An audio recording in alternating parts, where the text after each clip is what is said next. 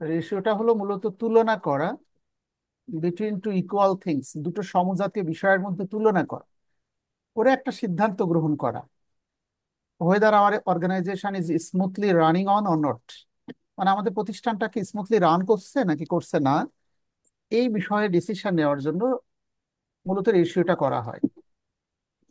So ratio পড়ার সাথে সাথে যে বিষয়টা আমাদের কাছে সহজবোধ্য হয়ে যায় সেটি হলো একটি প্রতিষ্ঠানের কোনটা সম্পদ, কোনটা আয়, কোনটা ব্যয়, কোনটা দায়। বিশেষত রেশিও অ্যানালাইসিসে যে আইটেমগুলো এখানে দেওয়া থাকে সেগুলো সবই সম্পদ এবং দায়। অ্যাসেট বা সম্পত্তিকে আমরা দুটি ক্রাইটেরিয়াতে ভাগ করেছি, একটি হলো ফিক্সড অ্যাসেট আর একটি হলো কারেন্ট অ্যাসেট। প্রতিষ্ঠানের যে সকল সম্পত্তি 1 বছরের মধ্যে ক্যাশ টাকায় রূপান্তর করা হয় তাকে কারেন্ট অ্যাসেট বলে। আর এমন কিছু সম্পদ প্রতিষ্ঠানে আছে যা সাধারণত বিক্রি করার উদ্দেশ্যে ক্রয় করা হয়নি। যেমন প্রতিষ্ঠানের ম্যানেজার একটা ফার্নিচার কিনেছে, একটু দামি চেয়ার ক্রয় করেছে, এটিতে বসে সে তার অ্যাক্টিভিটিস গুলো রান করবে, সেটি তো বিক্রয়ের উদ্দেশ্যে ক্রয় করা হয়নি। একটি বিল্ডিং ক্রয় করা হয়েছে, সেটি বিক্রয়ের উদ্দেশ্যে ক্রয় করা হয়নি, যার মধ্যে প্রোডাকশন হবে আর কি একটু। সো কাজেই এমন কিছু সম্পদ প্রতিষ্ঠানে আছে যা বিক্রয়ের উদ্দেশ্যে ক্রয় করা হয়নি, ওইটাকে স্থায়ী সম্পত্তি বলা হয়। আর যে সকল সম্পত্তিগুলো 1 বছরের মধ্যে অবশ্যই ক্যাশ টাকায় রূপান্তর করা যাবে তাকে কারেন্ট অ্যাসেট বলা হয়। একইভাবে দায়ও দুই ধরনের। একটিকে ফিক্সড লায়াবিলিটিস বলা হয়, মানে স্থায়ী দায়, যে দায় সাধারণত 10-20 বছরের মধ্যে পরিশোধ করতে হয় না, বা মোর দ্যান 1 ইয়ার অ্যাকাউন্টিং এর ভাষায়। কারেন্ট লায়াবিলিটিস মানে চলতি দায়, যে দায় আমাকে অবশ্যই 1 বছরের মধ্যে পরিশোধ করে দিতে হয়। আর ফিক্সড লায়াবিলিটিস হলো যে দায় সাধারণত 1 বছরের মধ্যে পরিশোধ করতে হয় না, তাকে বলা হয় ফিক্সড লায়াবিলিটিস। আমরা উদাহরণগুলো বোঝার চেষ্টা করবো এবং সম্ভবত সূত্র তোমাদের মনে আছে কিনা শারমিন সুলতানা, যে আমরা এই অধ্যায়ের জন্য বেসিক্যালি 10টি সূত্র জানলেই মোটামুটি হয়ে যাবে এবং অঙ্কগুলো বুঝতে হবে। সো তোমরা যেহেতু একবারই নিউ কামার, আমি আরেকবার এই 5টা সলিউশন করে 2 নম্বর অঙ্কে যেতে পারি নাকি? আমরা একটা একটা করে হাউ টু সলভ আমি দেখিয়ে দিচ্ছি, দেখো। Look at the white board. So শুরুতে আমরা যেটি করব সেটি হলো কারেন্ট রেশিওটা ক্যালকুলেশন করব। 1 নম্বর অঙ্ক আছে। রেশিওর একটি বিশেষ অ্যাডভান্টেজ হলো 5টা রিকোয়ারমেন্টে 5 দুগুণে 10 নম্বর। কাজে এটি তোমরা পরীক্ষায় এই কারণে ক্যালকুলেশন করবে, যদি 3টা পারো 3 দুগুণে 6 নম্বর। একটা 10 মার্কসের থিওরিটিক্যাল প্রশ্ন উত্তর করেও অনেক ভালো লিখলেও কিছু এমন কিছু টিচার আছে যারা কখনোই 5 নাম্বারের বেশি দিবে না।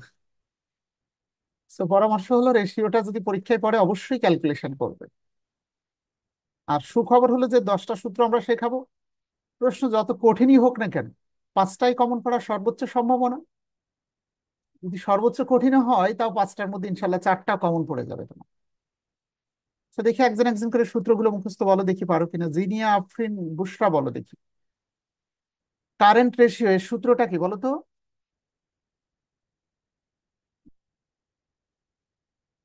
তাকে হেল্প করবে সুদীপ কুণ্ডু।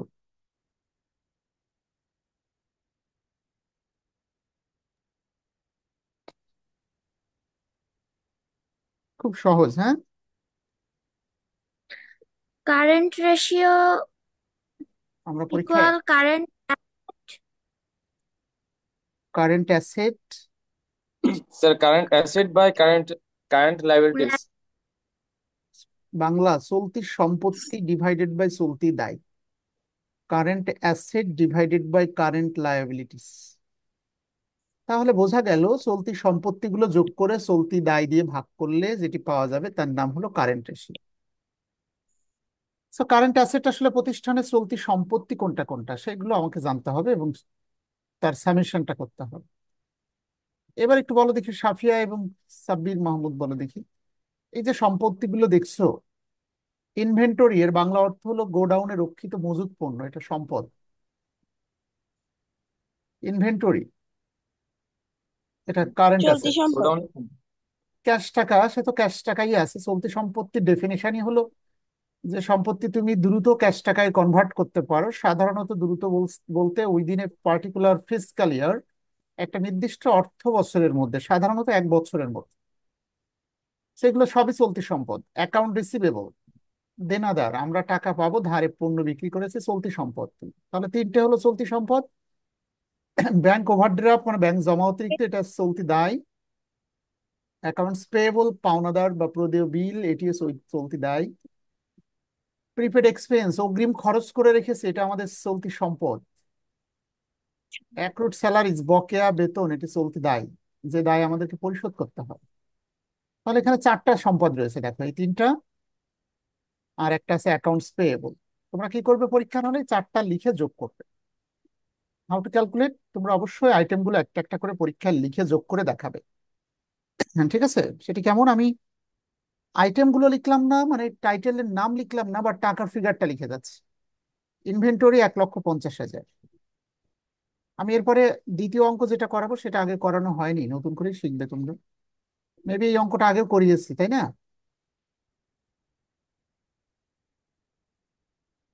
তাহলে দেখো তো, ইনভেন্টরি 1,50,000, ক্যাশ টাকা 20,000, অ্যাকাউন্ট রিসিভেবল 50,000। আর একটি সম্পদ আছে প্রিপেড এক্সপেন্স, অগ্রিম খরচ আছে 10,000 টাকা। তাহলে কারেন্ট অ্যাসেট গুলো যোগ করে কারেন্ট লায়াবিলিটিস দিয়ে ভাগ করবো। বলো দেখি, সাদিয়া ইসলাম আছে এবং ইরশাদ জাহান, তোমরা বলো তো দেখি এখানে কারেন্ট লায়াবিলিটিস কোনটা কোনটা। একটা হলো অ্যাকাউন্টস পেয়েবল, এর বাংলা হলো পাওনাদার। বাকিতে পণ্য ক্রয় করেছি, আমাদেরকে টাকা পরিশোধ করতে হবে আমাদের প্রতিষ্ঠানের পক্ষ থেকে, দায় 40,000। অ্যাক্রুড স্যালারিস মানে বকেয়া বেতন, শ্রমিকদের বেতন দেওয়া হয়নি, 40,000 আর 20,000, 60,000। তো তোমরা এটি জানো, হাউ টু ক্যালকুলেট। তোমরা ইচ্ছা করলে এভাবেও করতে পারো, আমি যেভাবে করছি। তবে স্মার্ট হলো শারমিন সুলতান, আগে টাইটেল গুলো আমরা লিখে নিব। ক্যাশ টাকা, ইনভেন্টরি, চারটে টাইটেল লিখবো, তারপরে টাকার ফিগার লিখবো। এটা বেশি সুন্দর। আবার ইচ্ছা করলে এভাবে লিখে লিখেও করতে পারো। বলো, উপরে যোগ করলে কত টাকা হয়, 2 লক্ষ।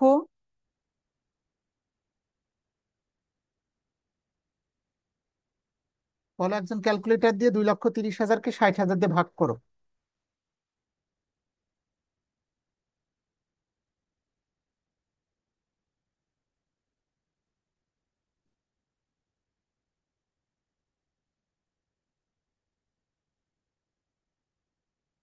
কত হয়েছে বলো ভাগ করে।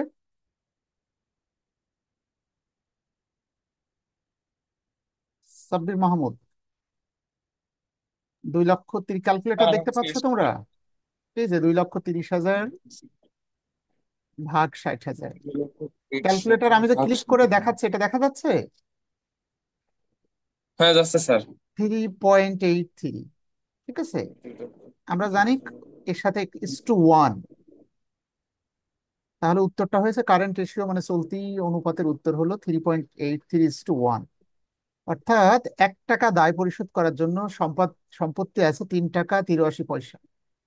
এই প্রতিষ্ঠানের সম্পত্তির পরিমাণ বেশি। তাহলে যদি কমেন্ট লিখতে বলে আমাদেরকে, তাহলে লিখতে হবে the standard ratio value of current ratio, মানে চলতি অনুপাতের আদর্শ মান। আমি আবারও বলছি, দেখো, the standard value of current ratio is 2:1। অর্থাৎ চলতি অনুপাতের আদর্শ মান হলো 2:1।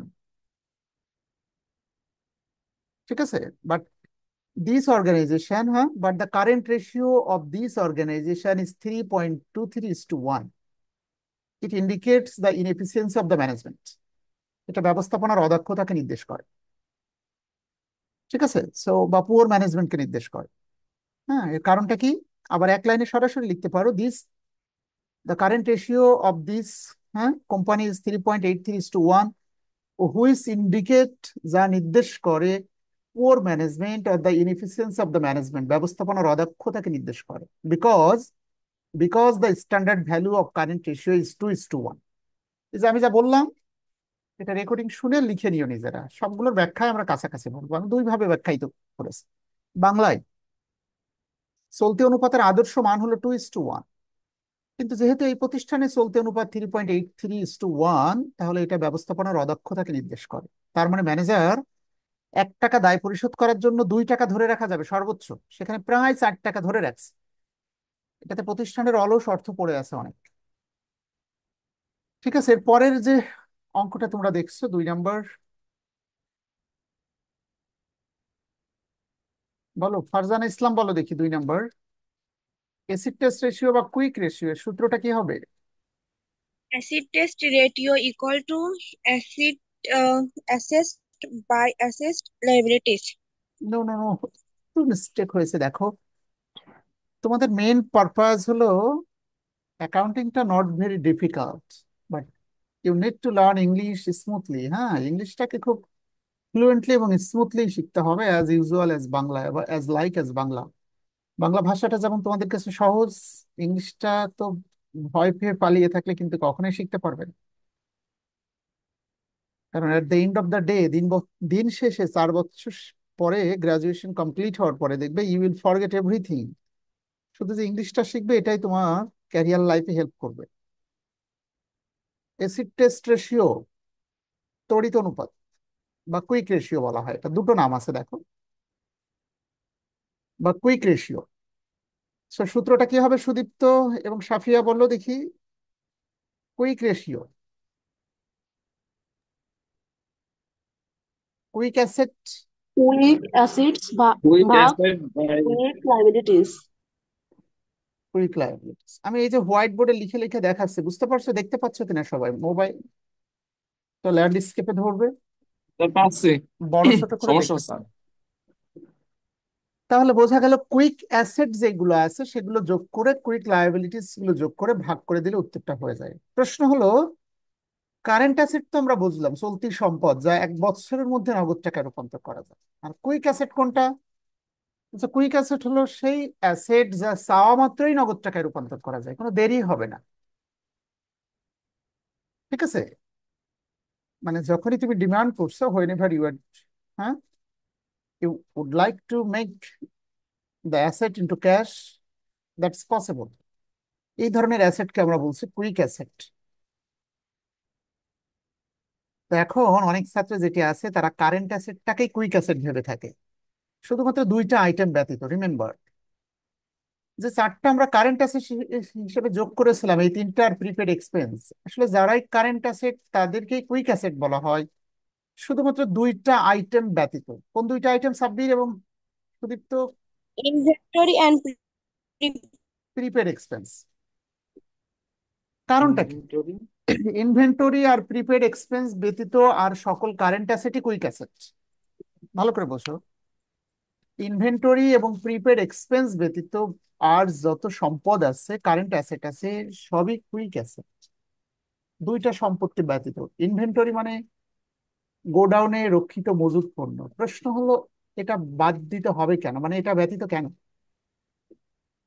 কারণ গুদামে রক্ষিত মজুত পণ্য আমি ইচ্ছা করলেই চাওয়া মাত্র ক্যাশ টাকায় রূপান্তর করা সম্ভব হবে না। মনে করো আমি এখনই চাচ্ছি ক্যাশ টাকায় রূপান্তর করব, কিন্তু এমন একজন কাস্টমার আমি পেলাম যিনি নগদে প্রোডাক্টটা পারচেস করবেন না, উনি বাকিতে ক্রয় করতে চাচ্ছেন। তো বাকিতে ক্রয় করার পরে টাকা কালেকশন করতে যে আবার দীর্ঘ সময় লেগে যেতে পারে। কাজে ইনভেন্টরি বা গোডাউনে রক্ষিত মজুত পণ্যকে কুইক অ্যাসেট বলা যাবে না। আর প্রিপেড এক্সপেন্স মানে অগ্রিম খরচ। মনে করো তুমি ব্যবসা করার জন্য 5 লক্ষ টাকা অ্যাডভান্স দিয়ে একটি দোকান ভাড়া নিয়েছিলে, প্রিপেড এক্সপেন্স। এখন তুমি আর ব্যবসা করতে চাও না, দোকানটা ফেরত দিতে চাও। ফেরত তুমি দিতে পারবে, কিন্তু ইচ্ছা করলেই ক্যাশ টাকার সাথে সাথে তোমাকে ফেরত সে দিবেন, সময় নিবে, 3 মাস 6 মাস সময় নিতে পারে। কাজে এই 2টা সম্পত্তিকে আমরা কারেন্ট অ্যাসেট বললেও কুইক অ্যাসেট বলতে পারবো না। এক শ্রেণীর ছাত্র আছে যারা কারেন্ট অ্যাসেট থেকে এই দুটো বিয়োগ করে দেয়। আবার আমার পক্ষ থেকে সাজেশন হলো, এই দুটো ব্যতীত আর সকল কারেন্ট অ্যাসেটই কুইক অ্যাসেট। কাজে এই 2টাকে আমরা লিখবোই না টোটালি। যেমন ইনভেন্টরি আমি লিখলাম না, দেখো ক্যাশ টাকা লিখলাম 20,000, অ্যাকাউন্ট রিসিভেবল 50,000 দিনাদের কাছে টাকা পাই আমরা। আর প্রিপেড এক্সপেন্স 10,000 কারেন্ট অ্যাসেট হলেও তাকে কুইক অ্যাসেট বলা যাবে না, বিধায় আমি লিখলাম না। তাহলে ওই 2টা ব্যতীত আর বাকিগুলো লিখতে হবে একইভাবে। আমি মনে হচ্ছে আগের অঙ্কটা একটু ভুল করেছিলাম আমরা। bank overdraft লেখেননি। তো তোমরা তো আমাকে বলোনি, আমি কি এখন দেখছি ব্যাংক ওভারড্রাফটটা আগের অঙ্কে কিন্তু কুইক লায়াবিলিটিস, যেটিতে মানে কারেন্ট লায়াবিলিটিসে ব্যাংক ওভারড্রাফটটা মিসিং হয়েছে। আমি আবার বলছি, আগে যে কারেন্ট লায়াবিলিটিসে অ্যাকাউন্টস পেয়েবল 40,000 যোগ করেছিলাম, অ্যাক্রুড স্যালারিজ 20,000, 60,000, তার সাথে ব্যাংক ওভারড্রাফট 15,000 যোগ হবে, কিন্তু একজন স্টুডেন্ট এটা বলনি তোমরা। আমার দেখার ভুল হতে পারে। ঠিক আছে, সো এখন একটু বলে রাখি, দেখো এখন সত্যিকার অর্থে ব্যাংক ওভারড্রাফট ব্যতীত অ্যাকাউন্টস পেয়েবল 40,000 আর অ্যাক্রুড স্যালারিজ 20,000। এবার ভালো করে শুনে নাও, কারেন্ট লায়াবিলিটিস গুলোর কুইক লায়াবিলিটিস শুধু একটা দায় ব্যতীত ব্যাংক ওভারড্রাফট। কুইক লায়াবিলিটিস কাকে বলে? যে টাকা চাওয়া মাত্র আমাকে পরিশোধ করতে বাধ্য বা আমাকে পরিশোধ করতে হবে। তো সকল কারেন্ট লায়াবিলিটিসটাকে আমরা কুইক লায়াবিলিটিস বলছি, শুধুমাত্র একটা আইটেম ব্যতীত, ব্যাংক ওভারড্রাফট মানে ব্যাংক জমা অতিরিক্ত। এটা কেন ব্যতীত? বিকজ ব্যাংক সাধারণত তার কাস্টমারকে কখনো অতিরিক্ত প্রেসার ক্রিয়েট করে না, মানে চাওয়া মাত্রই টাকাটা দিতে হবে। This is not like that. ব্যাংকে ইচ্ছা করলে ডিলে করার সুযোগ আছে। তো এখন দেখো উপরে আসছে কত, 50 আর 20, 70,000। 60,000 দিয়ে ভাগ করবে, 7/6। সেটি ভাগ করে করে আমি দেখাচ্ছি ক্যালকুলেটরে, দেখো এই যে 7কে 6 দিয়ে ভাগ করে 1.16। 1.16। 1.17। ঠিক আছে, 1.17। মনে রাখতে হবে দশমিকের পরে স্ট্যান্ডার্ড ডিজিট হলো দুইটা। কয়টা বলো? দুইটা। দুইটা। কাজে এই নিয়ম হলো 3 নম্বরটা বাদ দেওয়ার জন্য 3 নম্বর ডিজিটটা যদি 5 কিংবা 5-এর অধিক হয় তাহলে বাম পাশের সাথে এক যোগ করে নিতে হয়। This is the rules. এগুলো আমি শেখাবো সেকেন্ড ইয়ারে, যখন উঠবে বিজনেস ম্যাথ পড়াবো তখন শিখতে পারবে। আচ্ছা, তো যেমনটি বলছিলাম, চলতি দায় এর আদর্শ মানটা কত? বলো দেখি, কে বলতে পারো? সাফিয়া বলো দেখি, চলতি দায় এর আদর্শ মান কত?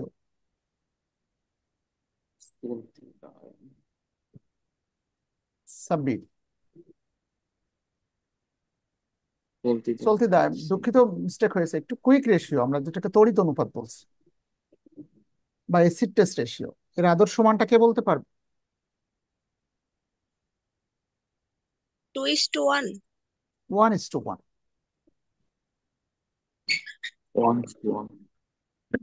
কারেন্ট রেশিও যেটা 1 নাম্বারটা সলভ করলাম, তার আদর্শ মান ছিল 2:1, আর কুইক রেশিও এর আদর্শ মান হলো 1:1। ঠিক আছে, সো আমরা যে ব্যাখ্যাটা লিখবো, এক্সপ্লানেশন, ভালো করে শুনে রাখো। স্যার, বলো। স্যার এই যে 1:1, এই যে আপনারা এই 17 বাদ দিলেন, এইটা কিভাবে, এইটা একটু বুঝাই দেন স্যার।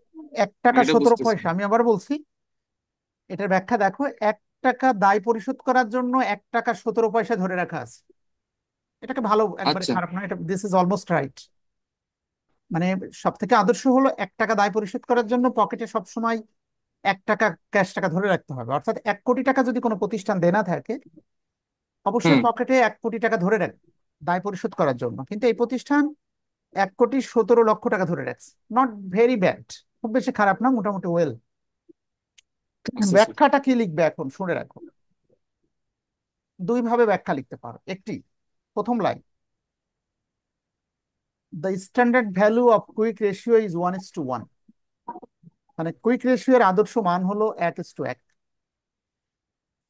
বাট কিন্তু এই প্রতিষ্ঠানের quick ratio 1.17:1, but the quick ratio of this organisation is 1.17:1। ঠিক আছে, বুঝতে পারছো? That is almost okay, or which indicates the efficiency of the management. এটা ব্যবস্থাপনা দক্ষতাকে নির্দেশ করে। এটা একভাবে ব্যাখ্যায়িত করতে পারো, আর একভাবে ব্যাখ্যা দিতে পারো, সরাসরি এই লাইনটা লিখবে। সেটা কিভাবে? The quick ratio of this organization is 1.17:1, which indicates the efficiency of the management. মানে এই প্রতিষ্ঠানের কুইক রেশিওর মান হলো 1 টাকা 17 পয়সা 1:1, যা ব্যবস্থাপনা দক্ষতাকে নির্দেশ করে। Because the standard value of quick ratio is 1:1। এভাবেও লিখতে পারো, দুই ভাবে লেখা যাবে। কথাটা বুঝতে পারছো? বাংলা এমন দাঁড়াচ্ছে, এই প্রতিষ্ঠানের কুইক রেশিও 1 টাকা 17 পয়সা 1:1, যা ব্যবস্থাপনা দক্ষতাকে নির্দেশ করে। কারণ হলো কুইক রেশিওর আদর্শ মান হলো 1:1। এই 3টে লাইন বারবার লেখা প্র্যাকটিস করতে হবে। স্যার এই ব্যাখ্যা দুইটা যদি লিখে দিতেন ভালো হতো। আমি মুখে বলেছি, সেটি কি রেকর্ডিং আছে? দেখে পরে শুনে লিখে নিতে পারবে না? আছে কিন্তু লিখে দিলে বেশি ভালো হতো এটা আর কি।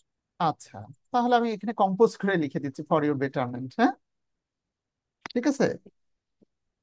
জি স্যার। দেখো,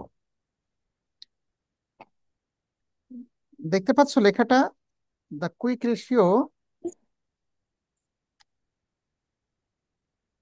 অফ দিস অর্গানাইজেশন, লিখে নিলে লিখে নিতে পারো, ইজ 1.17:1।